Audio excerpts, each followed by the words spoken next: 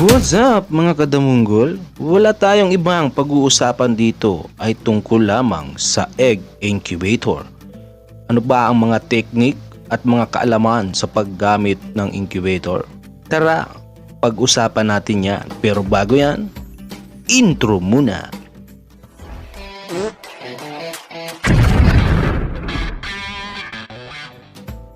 Huwag nating kakalimutan ang subscribe, mag-like, at mag-share ng ating mga tutorial para mas marami pa tayong matulungan gaya ng mga tutorial na ibibigay ko.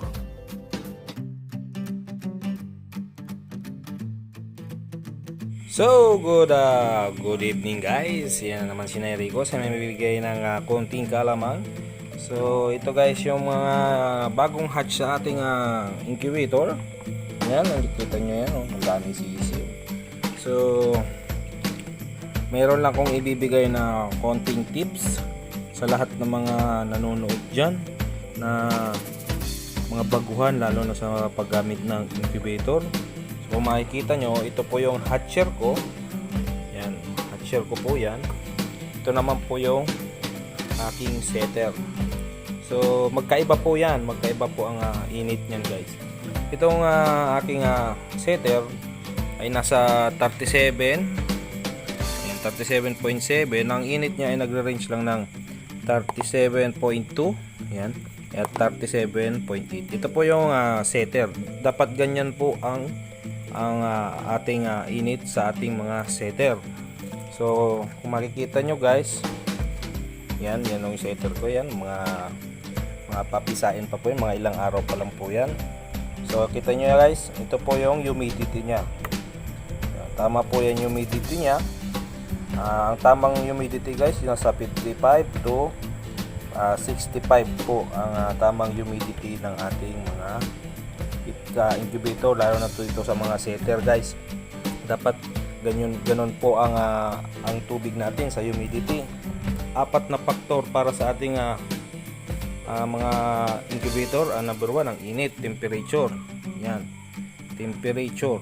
Yan, temperature po, at saka humidity, at ang sunod po dyan na pantatlo po sa atin ay ang ating mga ventilation. Yan, kailangan po natin ng mga ventilation sa ating mga incubator. So hindi pwedeng walang ventilation ang ating mga incubator. Yan, kasi kailangan din nila ng oxygen. Ang kailangan nila ay init, ventilation at humidity para mabuhay sila, para maging sisiw sila. So, ang pang-apat nating factor guys, ang egg turning. So, di bale, ang mga itlog dapat guys ay iniikot yan everyday. Everyday po yan iniikot. So, ang minimum po sa pag-iikot ng ating itlog ay 3 times or 5 times a day. Ito lang po pag-iikot niyan, yan guys, yan. So 3 beses sa isang araw or 5 ang pag-iikot ng ating mga itlog para mapisa po ang ating mga itlog at maging sisiw.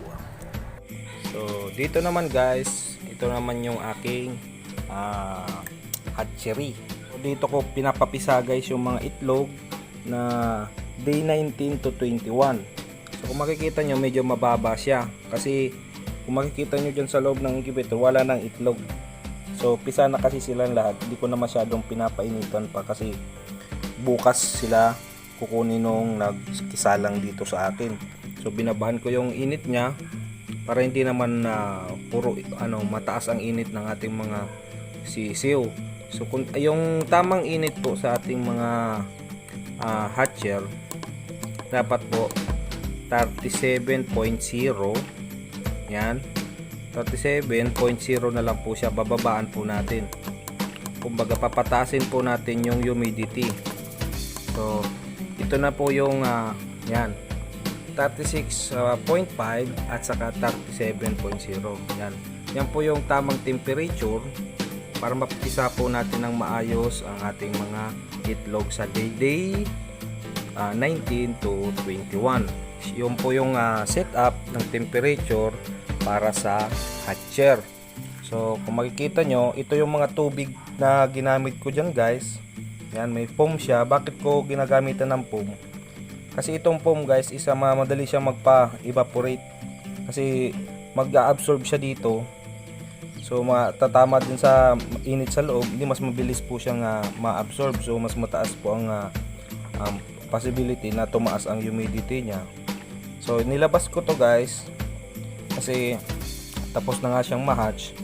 So kaya nilabas ko na siya. Nag-iwan na lang kong tubig dyan para in case mauhaw sila, pwede silang uminom kasi bukas pa sila kukunin nung nakisalang dito sa akin. Pero hindi ko po ina-advise na maglagay talaga kayo ng tubig na katulad nito.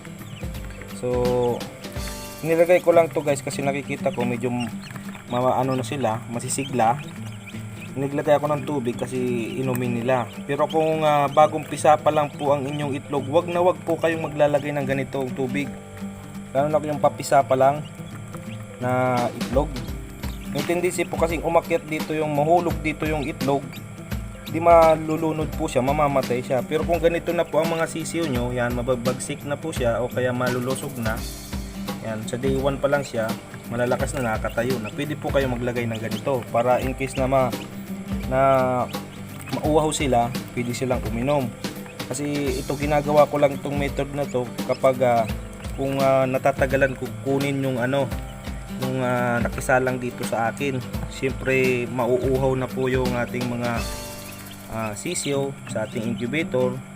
Kaya kailangan lagyan ko na po ng tubig kasi para hindi naman sila magutom, tubig na muna ang kanilang kumbaga magiging source of kanilang pagkain sa loob. Actually guys, talaga ang mga sisiyo meron silang pagkain talaga sa loob. Pag pisa sila, meron silang preserved na food, pagkain sa kanilang sa kanilang katawan. So nilalagyan ko na lang tubig, pero nilalagyan ko na lang siya guys ng tubig kasi ito talagang pinakamainam para sa mga bagong pisa. Tubig kasi madi-dehydrate sila. So ito guys yung bagong pisa, dami guys. Halos 90% yung napisa sa kanyang itlog. So meron din pong hindi napisa, inuulit ko po, wala pong 100% na napipisang itlog. Bihira po ang 100%. Kung ma-timingan nyo po na 100%, swerte nyo guys. Maganda ang fertility rate ng mga itlog nyo, maganda ang pagkakondisyon. So may nakita ako dito guys na isa sa example sa mga past vlog ko, itong sisiw na to. So kung makikita nyo guys, balik ko po yung tuka nya. Yan po ang sinasabing malformation. Wala siyang mata guys, pero mabagsik siya. Pero hindi ko na po to pinapalaki, kinakal na po yan kasi mamamatay din lang po yan na ganitong sisiw. So nakikita nyo guys, mababagsik na sila, gutom na ang ating mga sisiw, naghahanap na sila ng tutukain o makakain.